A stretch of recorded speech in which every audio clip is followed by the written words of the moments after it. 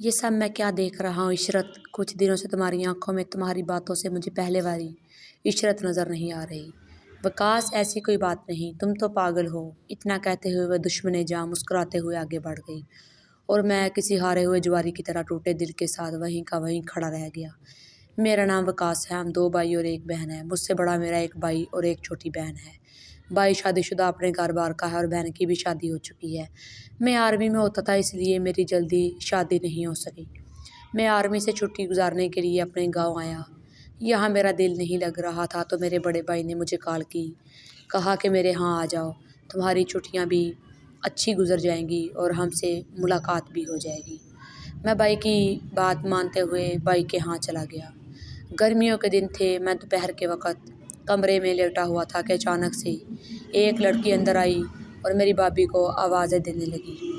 میں نے جب اس کے چہرے کی طرف دیکھا تو اس پر نظر پڑتے ہی مجھے اپنی بھی ہوش نہ رہی۔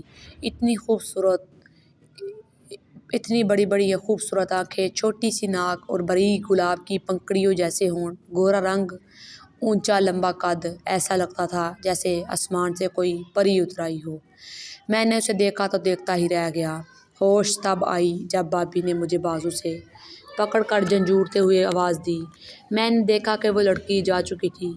میں گھر میں ادھر ادھر دیکھنے لگا، مجھے کہیں پہ وہ نظر نہ آئی تو میں نے بھابھی سے پوچھ لیا کہ لڑکی کون تھی، تو بھابھی ہنستے ہوئے بولے کہ یہ تو ہماری ہمسائی ہے، عشرت بہت اچھی لڑکی ہے، بہت اچھے اخلاق کی ہے۔ میں اس کا انتظار کرنے لگا لیکن وہ دوبارہ نہ آئی تو شام کے قریب میں باہر گھومنے چلا گیا۔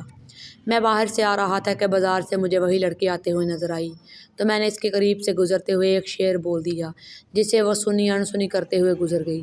کچھ دیر بعد وہ دوبارہ ہمارے گھر آئی اور بھابھی سے کہنے لگی کہ میں نے کپڑے دھونے ہیں، گھر میں کوئی نہیں ہے، میں نے صابن منگوانا ہے، تو بھابھی نے مجھے صابن لینے بھیج دیا۔ صابن لے کر آتے وقت میں نے ایک خط بھی لکھ دیا عشرت کے نام کہ پیاری عشرت، السلام علیکم، امید ہے خیریت سے ہوں گی۔ میں نے جب سے تمہیں دیکھا ہے کسی چیز کی ہوش نہیں رہی، ایسا میرے ساتھ پہلے کبھی نہیں ہوا۔ مجھے لگتا ہے کہ مجھے تم سے پیار ہو گیا ہے، اور اگر تمہیں مجھ سے پیار ہے تو میرے بارے میں میرے دل میں کوئی فیلنگ ہے تو اس خط کا جواب ضرور دینا۔ اور صابن لا کر عشرت کے ہاتھوں تھما دیا، ساتھ میں وہ پرچی بھی دے دی جسے لے کر وہ گھر چلی گئی۔ دوسرے دن تو پھر وہ تندور میں روٹیاں لگا رہی تھی تو میں نے اس کا خط کا جواب مانگا تو وہ بولی کہ میں تو ان پڑھ ہوں، مجھے پڑھنا لکھنا نہیں آتا، تو میں چپ ہو گیا۔ لیکن وہ بولی کہ وکاس، میں تمہیں ایک کیسٹ بھر دوں گی، تم اسے سن لینا۔ 2 دن بعد عشرت نے مجھے ایک کیسٹ دی اور کہا کہ تمہارے خط کا جواب میں نے اس میں بول دیا ہے۔ میں نے گھر آ کر وہ جب لگائی تو اس میں وہ بول رہی تھی کہ پیارے وکاس، مجھے بھی تم بہت اچھے لگتے ہو، لیکن میں تو ان پڑھ ہوں، اس لیے ڈرتی تھی کہ کہیں تم میرے پیار کو ٹھکرا نہ دو، اس لیے اظہار نہیں کر پائی۔ انشاءاللہ بہت جلد ملاقات ہوگی۔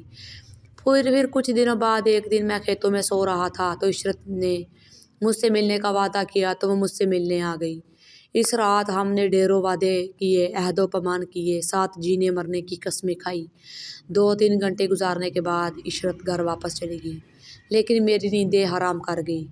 اب مجھے ہر طرف عشرت ہی نظر آنے لگی، میں ہر طرف ہر وقت گم سم سا رہنے لگا۔ میرے گھر والے بھی مجھ سے پوچھتے رہتے کہ وکاس کیا بات ہے، لیکن میں ٹال مٹول سے کام لے لیتا۔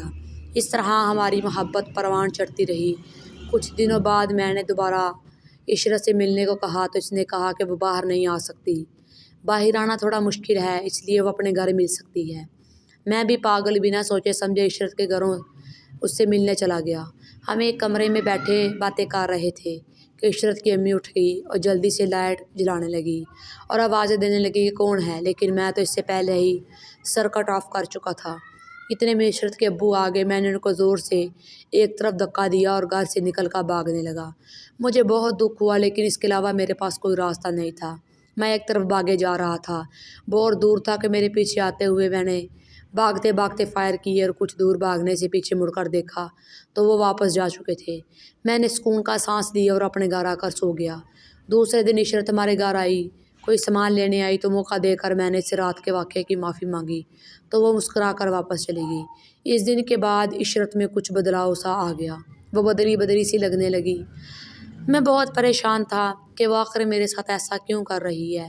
کئی مرتبہ میں نے عشرت سے کہا، لیکن ہر بار وہ ٹال مٹول سے کام لیا کہ نہیں وقاص، ایسی کوئی بات نہیں ہے، یہ سب تمہارا وہم ہے، میں تو کل بھی تمہاری تھی، آج بھی تمہاری ہوں۔ اتنا کہہ کر وہ اپنے گھر چلی جاتی۔ کچھ دن بعد جب مجھ سے دوبارہ ملی تو میں نے اسے کہا کہ میں اپنے گھر والوں سے بات کر کے تمہارے ہاں رشتے کے لیے بھیجتا ہوں، لیکن عشرت نے انکار کر دیا، کہا کہ ابھی اتنی جلدی کیا ہے، میرے گھر والے ابھی شادی نہیں کرنا چاہتے، اس لیے اب اس بارے میں بات نہیں کرتے۔ لیکن کیوں عشرت، تم جوان ہو چکی ہو، آج نہ تو کل تمہارے گھر والوں نے تمہارا کہیں نہ کہیں رشتہ تو کر دینا ہے، اس سے بہتر یہی ہے کہ میں آج ہی تمہارے ہاں رشتے کے لیے بھیج دوں۔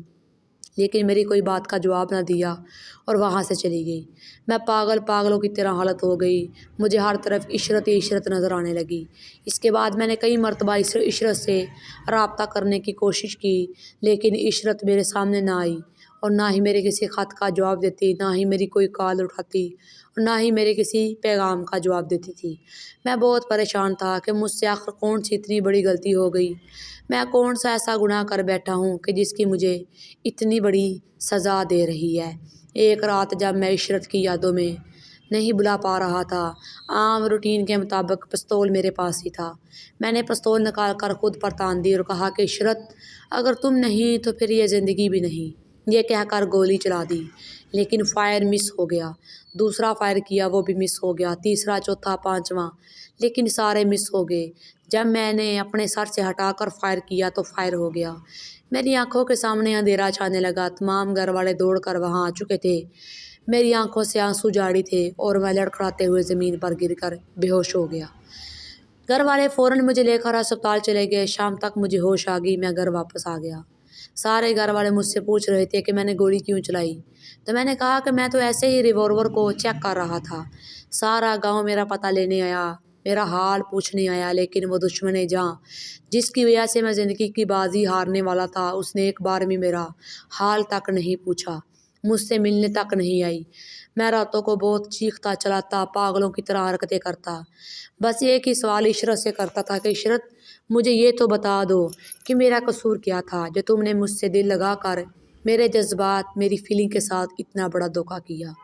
اگر تمہیں مجھ سے پیار نہیں تھا تو پہلے دن ہی بتا دینا تھا، یہ سب ڈرامہ کرنے کی کیا ضرورت تھی؟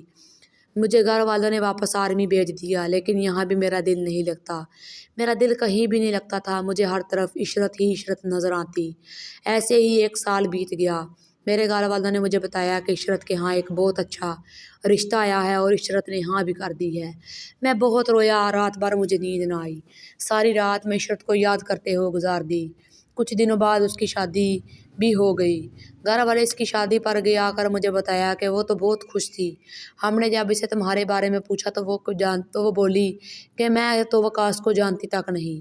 میں نے جب گھر والوں کے منہ سے یہ بات سنی تو میرے تو جیسے پاؤں کے نیچے سے زمین ہی نکل گئی ہو، مجھے آسمان گھومتا نظر آنے لگا اور میں وہیں گر کر بے ہوش ہو گیا۔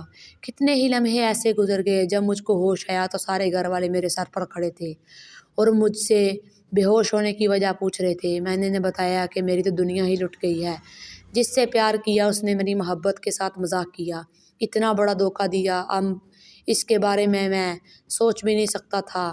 اس بات کو 5 سال گزر چکے ہیں، وہ اپنے بارے میں بہت خوش ہیں اور اب میرے گھر والے بھی مجھ پر بہت دباؤ ڈال رہے ہیں کہ میں ابھی شادی کر کے ایک نئی دنیا بسا لوں، لیکن میں کیا کروں، میرے پاس تو دل ایک ہی تھا جس میں اس دشمن جاں کی محبت سما چکا تھا اور اس میں کسی اور کو جگہ دوں۔ میں نے گھر والوں کو کہا کہ مجھے اکیلا ہی رہنے دے، مجھے نہیں کرنی ابھی شادی، لیکن گھر والوں کا مجھ پر اب دباؤ بڑھ رہا ہے اور میں بھی مجبور ہوں۔ تو ناظرین، آپ ہی سے گزارش ہے کہ آپ ہی مجھے بتائیں، اپنی قیمتی رائے دیجیے کہ مجھے ان حالات میں کیا کرنا چاہیے۔ عشرت کو بھول کر نئے سرے سے زندگی شروع کر لینی چاہیے یا اس بے وفا سنگ دل ہرجائی کی یادوں کے سہارے زندگی گزارنی چاہیے؟ اپنی قیمتی رائے سے ضرور نوازیے گا۔ اگر آپ میرے چینل پر نئے ہیں تو میرے چینل کو سبسکرائب کیجیے اور ایسی ویڈیو کے لیے میرے چینل کو لائک بھی کیجیے اور فالو بھی کیجیے۔